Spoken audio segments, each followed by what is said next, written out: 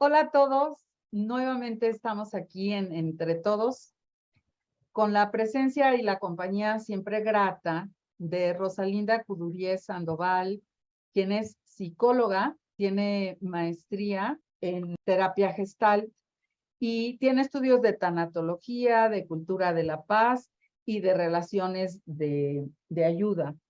Y quien además a lo largo de su vida tiene amplia experiencia en estos temas que tratamos. Y el tema que nos ocupa desde la vez pasada es el tema del perdón, un tema nada fácil de tratarse, pero que al mismo tiempo nos atañe a todos a lo largo de la vida. Y en esta ocasión le vamos a dar un enfoque poco usual porque generalmente el enfoque que se le da es el de la persona que perdona, ¿no? Cómo perdonar a otra persona. Pero en esta ocasión vamos a tratar de enfocarlo desde la otra perspectiva. Vamos a hablar de cómo pedir perdón, porque es algo que seguramente todos en algún momento de la vida tenemos que hacer. Hola, Hola, Rosalita. Hola, Cristi. Buenas tardes. Hola a todo nuestro auditorio que nos ve y nos escucha por este medio. Gracias por estar aquí y acompañarnos. Y sí, pues ya tratamos ahora ver el otro lado de la moneda, o sea, que también, o sea, difícil pedir perdón. ¿Por qué? Por nuestro orgullo, por nuestra soberbia, por no querer reconocer que me equivoqué, pues el miedo a ver mi vulnerabilidad, a expresar al otro, ¿verdad? Pero también es otra parte del proceso de cómo pedir perdón. Pues primero que nada, reconocer un sentimiento, tú hace rato hablabas de los sentimientos, un sentimiento que no es nada agradable, pero que nos lleva a la toma de conciencia y que algunas personas dirán, pues no, no es sano, pero sí, sí es sano para poder pedir perdón. El sentimiento de la culpa, de saber que transgredimos nuestra base, nuestra estructura de valores, de nuestra ética y reconocer que dejamos de hacer algo o que hicimos algo que dañó a la otra persona. Y ese sentimiento de culpa, si es bien manejado y si es una culpa sana, pues el siguiente paso sería eso, resarcir. ¿Y cómo? Pues primero reconocer, aceptar que me equivoqué, que hice daño, y acercarme a la otra persona y hablar así, sinceramente, pues me equivoqué, estaba ofuscado, pero ¿qué te va a llevar a eso? Pues ese sentimiento de sentirme culpable porque transgredí mi escala de valores, de creencias, de principios éticos, jurídicos, económicos, morales, como tú los quieras llamar, pero pues que rompí esa estructura y que me siento mal. Y lo mejor para dejarme de sentir mal es, de nuevo, como decimos, caminar por ese proceso, reconocer y llegar hacia la otra persona y no solamente pedir disculpas, sino tratar en la medida que sea posible resarcir eso que rompí, eso que destruí, eso que dañé. A veces son cosas intangibles como la confianza, la lealtad, y pues cosas que no se pueden pegar tan fácilmente, ¿verdad? Sí, definitivamente todo empieza y termina en uno mismo, ¿no? Es eh, el reconocimiento de la persona que somos, del respeto que merecemos, del valor que nos damos, es un claro parámetro de qué le debemos a las otras personas. Yo pienso que el mundo de hoy es un mundo en el que se ha perdido el valor de las personas y se mata con una tranquilidad y con ya, con un sinsentido, que ya no hay respeto absolutamente de ninguna vida por como sea esta. Pero no solo eso, sino si yo no otorgo cierto valor a la vida de otro, es que yo no me lo estoy otorgando a la mía, porque es difícil pensar que la vida de una persona igual a mí no vale y la mía sí vale. Pero bueno, el ser humano piensa unas cosas a veces un poco, poco equitativas, ¿no? Pero cuando yo parto de la base del respeto que yo merezco, tengo un buen parámetro para saber qué respeto debo dar. Si además de eso soy capaz de analizar la acción que realizo y entiendo que falló el respeto hacia la otra persona, pues lo, lo lógico sería comprender que efectivamente la otra persona se ofendió, la lastimé, etcétera, cosa que no es tan sencilla. Muchas veces lo hacemos porque lo juzgamos desde cierta perspectiva y probablemente desde nuestra perspectiva sí tengamos razón por haber actuado así, pero si nos ponemos en el otro lado de la moneda, veremos que la visión es totalmente diferente. Y muchas veces estamos tan casados con el lugar que ocupamos en el mundo que no somos capaces, por un lado, de ver el otro lado, la perspectiva de las otras personas, cosa que nos ayuda mucho para valorarnos y valorarlas. Pero no solo eso, sino saber que el error, la acción que yo realicé puede ser considerada como equivocada por la otra persona y no pasa nada, porque todos nos equivocamos. Pero muchas veces no nos damos permiso a equivocarnos porque tenemos patrones de perfeccionismo que nos fueron impuestos en la niñez y que nos impiden movernos y nos asfixian y no nos permiten pensar siquiera que pudimos habernos equivocado.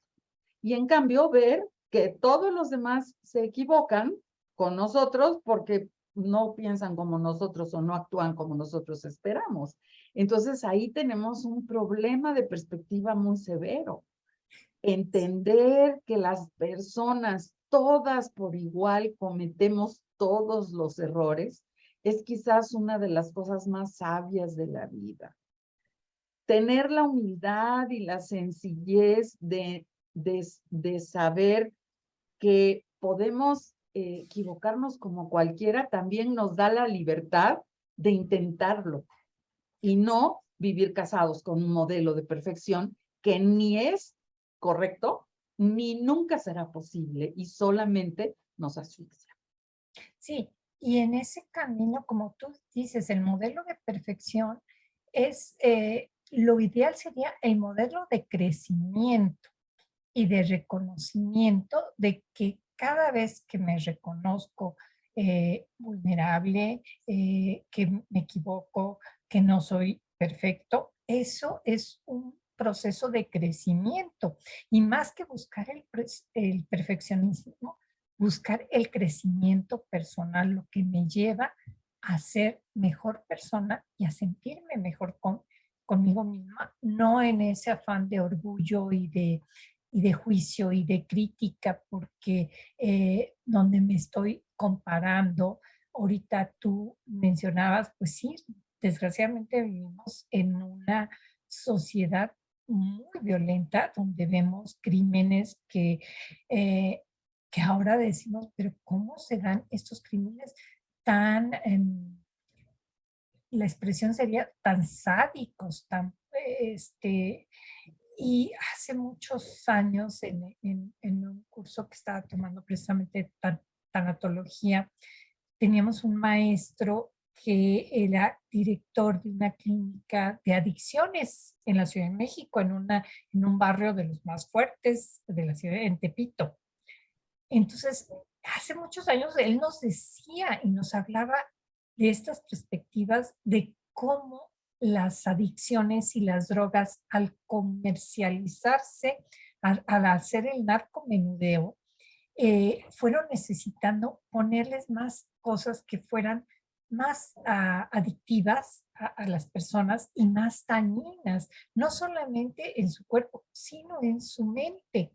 Y nos decía en aquel entonces que íbamos a ver crímenes, eh, pues, que no podíamos concebir, como hubo un tiempo que, y todavía la fecha que vemos personas destajadas, o sea, no nada más las matan, las sacrifican, ¿verdad? Entonces, es parte de las adicciones, ¿verdad? Y por un consumo muy prolongado que llegan a desquiciar y a convertir en personas esquizofrénicas y faltas de compasión o de caridad. Pero también, o sea, si nos ponemos a ver en qué momento de la sociedad o cómo participo yo en ese enjambre tan difícil de esta sociedad, o cuando hago un juicio, cuando estoy en pos en contra del aborto y nada más hago el juicio y critico y no, y no asumo mi responsabilidad como sociedad de decir, a ver, o sea, tú criticas el aborto, pero tú serías capaz de darle trabajo a una mujer que Exacto. está por tener un hijo y que va y te pide que ayuda en, que quiere trabajar en casa de ayudante. ¿Estarías dispuesta a darle ese empleo? O en una fábrica o de secretaria, no sé.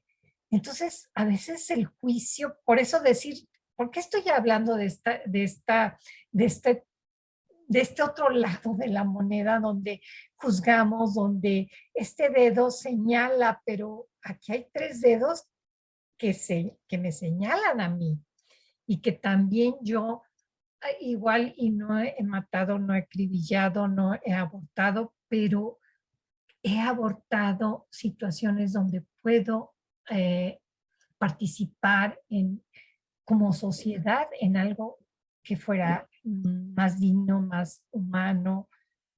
¿Qué hago yo? No, o sea, no tengo que hacer las grandes cosas, no tengo que ser un líder, pero sí desde mi perspectiva. Y entonces con esos ojos ver pues que yo también me equivoco, que yo también soy falible y que puedo, eh, pues, pedir perdón en mis circunstancias y en lo que a mí me toca que he herido o que he dejado de hacer, porque también el pecado, pues no llamémoslo pecado, pero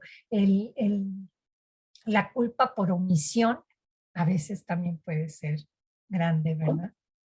Y aún en algunas ocasiones es más grave que el cometerlo, porque muchas veces provoca situaciones más complejas, ¿no?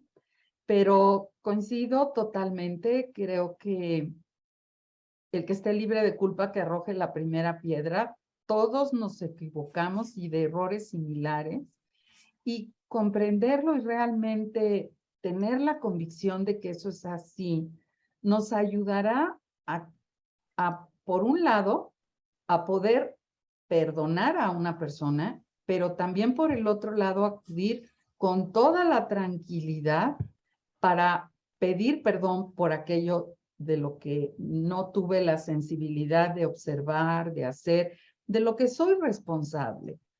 Porque finalmente esto nos acerca a la otra persona en la medida en que eso sea posible.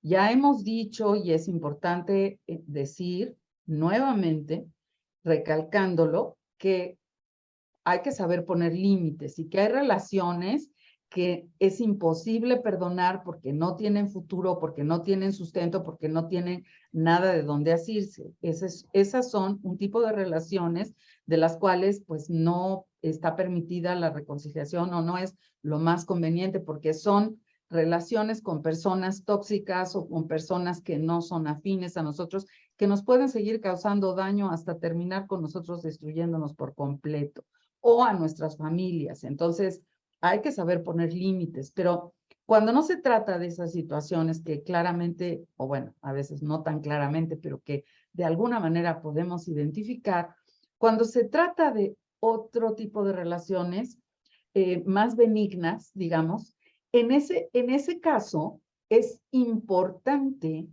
no perder relaciones que quizás para nosotros son muy importantes y que hemos, si no somos capaces de perdonar en el trayecto de la vida las muchas ocasiones que pudimos haber tenido encontrones o pequeñas discrepancias o mayores discrepancias, pues nos vamos a perder de esas relaciones y muchas veces pedir una disculpa por la parte que nos corresponde no nos quita nada. Es tiempo para ubicarnos en la situación y comprenderla.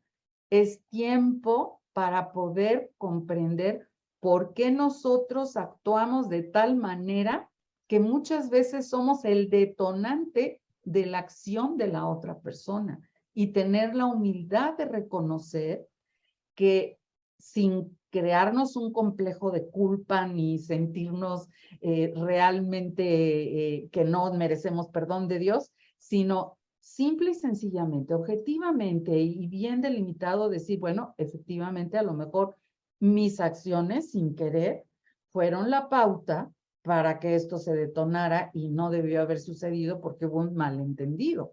O incluso no es un malentendido, simple y sencillamente no me fijé que eran un detonante para que la otra persona explotara y me dijera lo que efectivamente me dañó y lo que efectivamente me ofendió. O sea, pedir perdón o dar el perdón, otorgarlo, son muy complejos, pero parten uno de una buena idea de mí misma, de una buena idea de la otra persona, de una clara concepción del respeto que merezco y merecemos los dos, y de dejar el tiempo suficiente para que los sentimientos se asienten y la mirada esté clara para observar lo que sucedió, analizarlo y darle a cada quien la responsabilidad que le corresponde asumiendo la propia y pedir perdón va a ser muy fácil.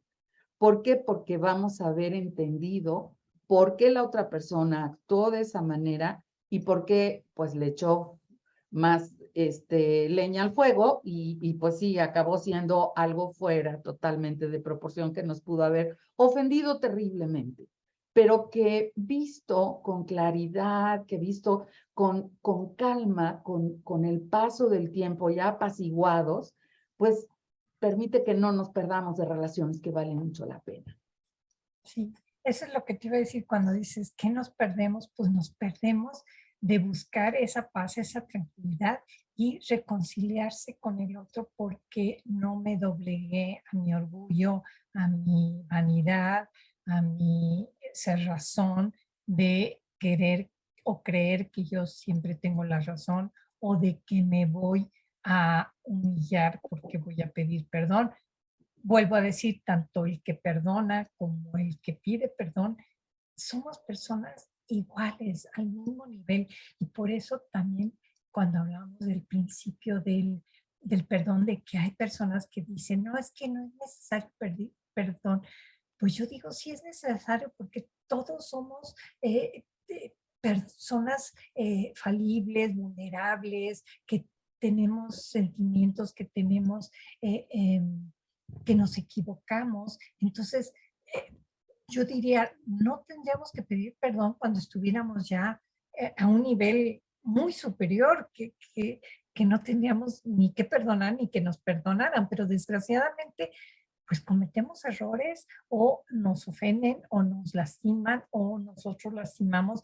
Y entonces en ese proceso de, no de perfección, vuelvo a decir, de crecimiento hacia ser más humanos, más personas, más mejores personas, un crecimiento interno, como quien va a la escuela, pues se quiere superar o quien quiere aprender un oficio porque quieres, pues, ganar más dinero, porque quieres darle mejor posición a tus hijos, porque quieres avanzar, quieres conocer. Entonces, en ese sentido, pues recorrer ese camino de fallas, de vulnerabilidad, de fracasos para crecer, ¿verdad? Y llegar cada día, pues, a ser un poquito mejor, un poquito diferente a de lo que era antes, ¿verdad? Y no es fácil y como tú bien decías, se requiere tiempo. Las cosas que valen la pena, pues se pagan con tiempo, con dinero y con esfuerzo. No son gratis. Totalmente de acuerdo, Rosalinda. Y mira, hablando de perfeccionismo, nosotros a veces como padres, en ese afán de querer que nuestros hijos sean lo mejor de nosotros y tratar de implementar en ellos todo eso que pensamos o nuestras aspiraciones, que se realicen en ellos nuestros sueños, etcétera, los vamos formando de tal manera que el perfeccionismo ya no es algo externo a ellos, no es una exigencia de los padres, sino se vuelve algo interno que tú mismo tienes como un chip en donde tu control de calidad no pasa, cualquier cosa no pasa por tu control de calidad, pero no es algo que tú hagas a propósito o que tú tengas conciencia, es simple y sencillamente, si yo soy acostumbrado a que se cumplan ciertas condiciones para yo palomear el aspecto de la vida que sea, pues se tienen que cumplir esas condiciones. Pero eso es totalmente en detrimento de esa capacidad que tú mencionas de crecimiento. Entonces, el crecimiento va de la mano del perdón. Yo te voy a contar, Rosalinda, porque además yo sé que tú la conociste y tú viviste conmigo la infancia y agradezco al cielo, a la vida, a quien sea, el haber coincidido contigo, porque si tú recuerdas, el desempeño en la escuela pues era exigente y las madres que nos educaron, las monjas que nos educaron, pues eran exigentes, ¿no? Y mi mamá desde muy pequeña siempre estuvo muy pegada en mis estudios. Mi mamá había sido maestra y con gran mérito, porque ella vivía, no nació allá, nació en la Ciudad de México, pero siempre se vivió y creció en el estado de Puebla, en un pequeño pueblito precioso que es una belleza, que se llama Huauchinango, en el estado de Puebla, camino para Poza Rica. Pues resulta que mi mamá siempre tuvo la aspiración de venir a estudiar a México, pero nunca lo pudo lograr por diferentes razones. Una, porque era mujer, porque no la podían mandar, otra, porque no había recursos, lo que fuera. Pero ella logró tener su título por haber aprendido en la práctica, era una maestra práctica y tenía su título de primaria y era maestra. Y entonces ella, cuando yo crecí, tuve edad, ella me enseñó a mí a leer y a escribir, cosa que pues le agradezco infinitamente, ¿no? Yo no lo aprendí en la escuela, yo lo aprendí con ella. Yo no cursé preprimaria, yo estudié hasta tercero de kinder y entré directo a primero de primaria. Pero era mi mamá tan estricta y tan especial que si yo me equivocaba después de haber hecho una copia de 16 páginas en el punto final, no me hacía corregir esa página, no, me arrancaba las 16 completitas y me hacía repetirlas. Yo hoy no puedo ver un tachón en una hoja y yo escribo con lápiz, porque yo no puedo escribir con pluma muchas cosas, porque si me equivoco no puedo corregir.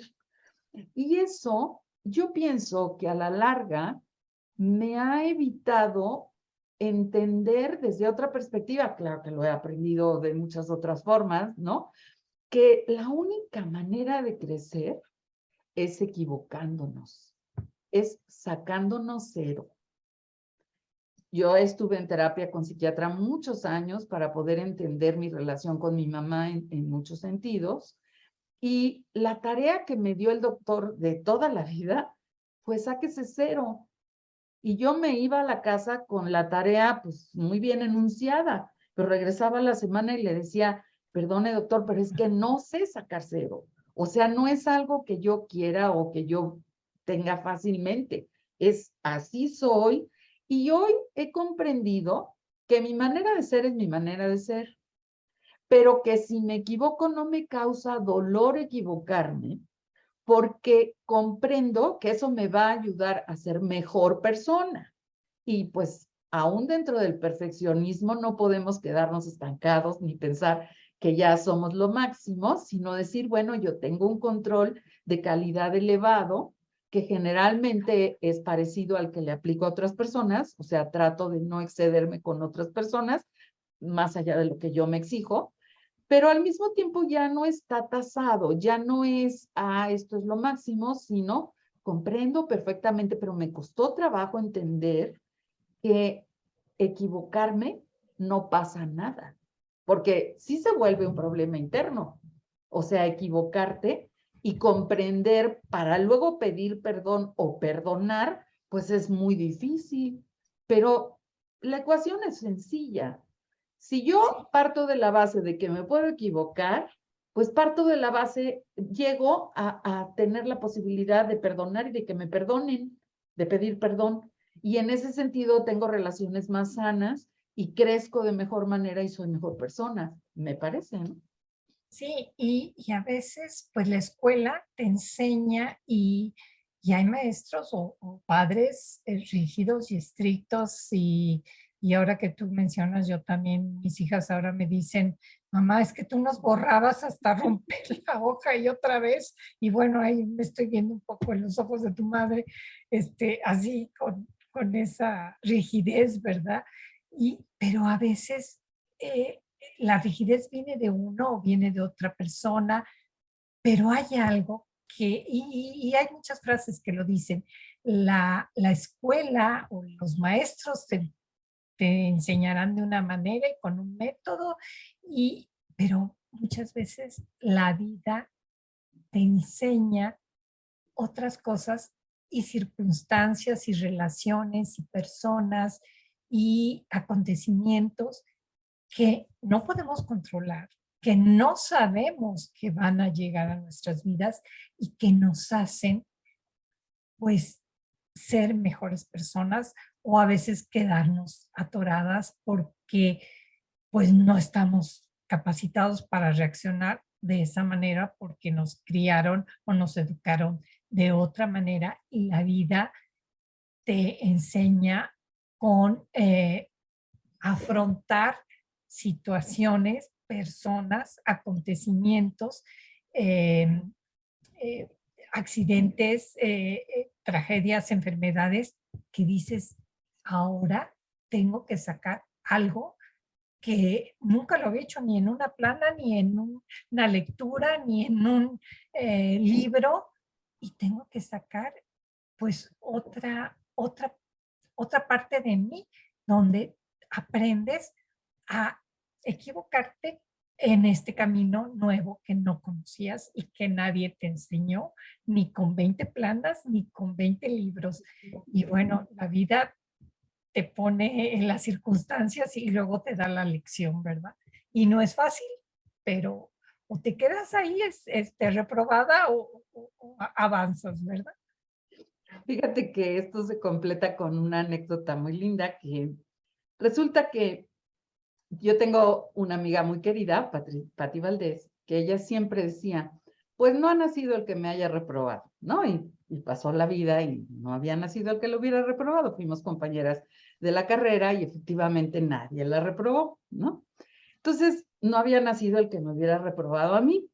Y un día llegué al examen de manejo en la ciudad de Mérida, sabiéndome el reglamento de tránsito de pe a pa, un tomo de este tamaño, y perfectamente no. Y entonces entro al examen escrito y me dan un cartón donde venían todos los señalamientos de tránsito y tenías un minuto para responder 10 preguntas y varias eran sobre los señalamientos de tránsito.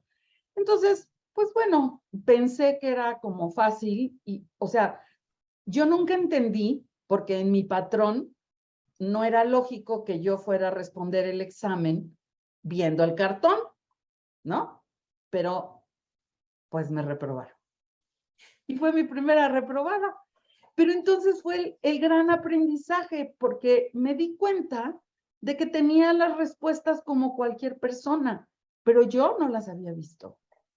O sea, ese perfeccionismo no me había permitido ver que si me estaba, no sé por qué razón lo hayan hecho así, la verdad no sé quién hizo el examen, pero me parecía un absurdo, o sea, mi cabeza nunca entró que me pudieran estar dando las respuestas, y además creo que eran la mitad de señalamientos y la valor. mitad eran de conocimiento, ¿no? O sea, me saqué 5, literal. Y entonces eran unos señalamientos muy extraños que yo no conocía y que no tenía por qué saber. Y entonces me daban el cartón y en el cartón venían y nada más lo buscabas y lo ponías y respondías. Era sencillísimo.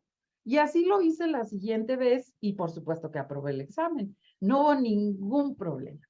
Pero lo que aprendí, y de ahí el crecimiento, es un gran aprendizaje. Cómo el perfeccionismo nos nubla la mirada. Yo no vi el cartón. Yo no vi por qué me lo daban. Yo no entendí, digo, no tendría ningún sentido. Si hubieran querido que yo lo respondiera, pues no me dan el cartón, ¿no? O sea, era como muy lógico. Entonces, yo pienso que, como tú dices, la vida tiene muchas artimañas y muchas maneras de enseñarnos eso que nos es útil y solo hay que saber verlo.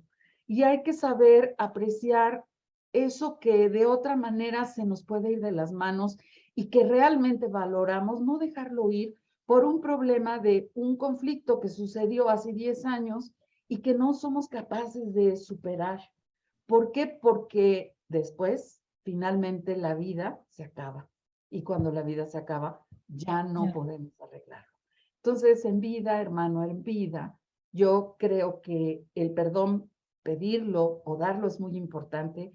Crecer es una forma de crecimiento muy palpable que, como tú perfectamente dices, nos hace no solo ser mejores personas, sino nos llena de tantas cosas buenas que si lográramos verlas, nunca dejaríamos de perdonar y de pedir perdón, porque es como una manera de, de reconstruirnos en eso que nos ha dolido, es como una forma de sanar el alma de fondo. Es de las pocas veces que podemos tener control sobre nuestra propia sanación, ¿no?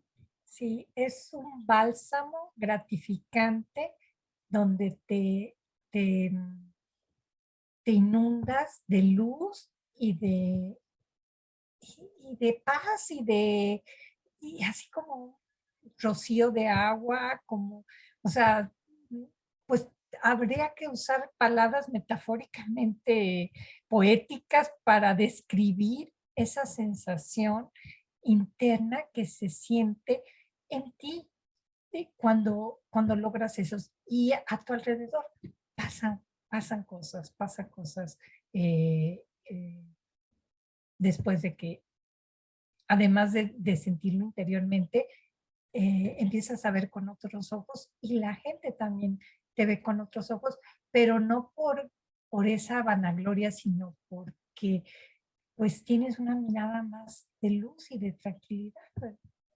Y no solo eso, Rosalinda, yo pienso que cuando tú perdonas o pides perdón, haces que las cosas sucedan, haces que se reencaucen, que una relación que se pudo haber roto y que se pudo haber terminado de por vida, pueda encontrar un nuevo cauce. A lo mejor el que estaba establecido no era el correcto, no era el conveniente, no era el mejor, pero la puedes salvar y fructificar de una manera que te puede sorprender y te puede sorprender a ti misma por la satisfacción tan grande que te dé y porque eres capaz de hacer florecer lo de que de otra manera estaría muerto, ¿no? Sí, y si hay oportunidad, yo hablé, digo, ahorita ya el tiempo está encima de nosotros, pero pues esto da tela para mucho de para cortar, ¿verdad? Y a veces hablamos desde el conocimiento y desde los libros, pero yo he hablado de experiencia. Tú mencionaste la experiencia de tu mamá y no sé, más adelante me gustaría abrirme y decir mi propia experiencia de perdón, de vivencia, de vida y decir por qué puedo hablar con estas palabras de satisfacción y cómo puedo también, cómo pasaron los años para que esto sucediera y cómo llegaron muchas bendiciones a mi vida después de ese acontecimiento. Si hay espacio y tiempo, pues me gustaría para que las personas vieran que no estamos desde la literatura, desde los libros, desde No. los estudios, estamos aquí porque también somos personas que hemos vivido la experiencia de ese camino, de ese proceso del perdón.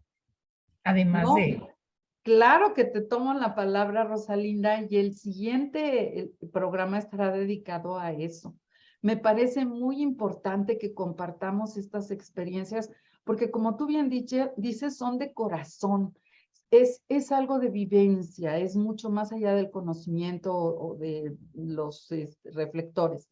Entonces, creo que sí por hoy se nos acaba el tiempo, pero vamos a dedicarle el próximo programa de la próxima semana para que lo hagamos de esa manera. Y hoy, muchas gracias por acompañarme en este camino, que es un camino que comparto contigo de manera deliciosa. Me gusta mucho platicarlo porque siento que es un fluir para allá y para acá muy lindo y es muy sincero y es de muchos años, Rosalinda. Es realmente que tú y yo nos conocemos desde chiquitas, ¿no? Entonces, te agradezco mucho, Rosalinda. Y bueno, puede ser que alguna persona quiera un acompañamiento especial y me gustaría que nos dijeras de qué manera te pueden contactar, si ese es el caso.